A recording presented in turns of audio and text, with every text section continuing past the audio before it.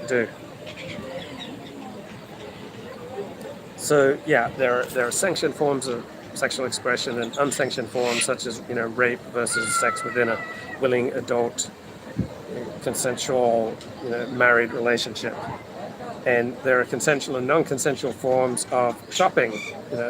Non-consensual illegal forms of shopping are now called undocumented shopping.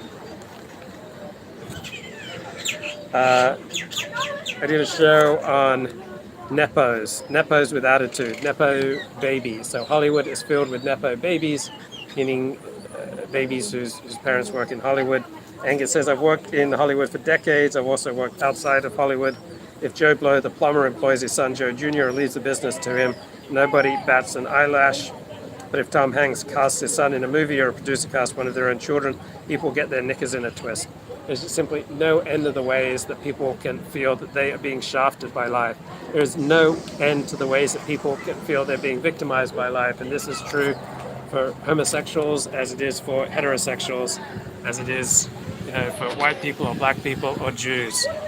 We are not wired to be optimized for happiness. We are wired to propagate our genes. And we seem to be wired for in-group versus out-group identity. And part of how we're wired is to have resentment against out-groups and to see our in-group in particularly favorable attitudes. Okay, back to Angus's comments. What irks people about this is the money and stardom that comes along with Hollywood.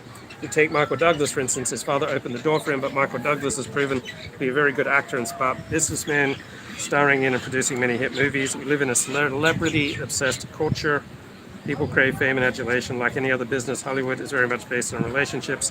Pays to be nice. Hollywood will only put out with bratty actors for as long as they have to. Producers and directors, given a choice, will choose superstar A over superstar B. Superstar A is easier to work with, and superstar B is a jerk.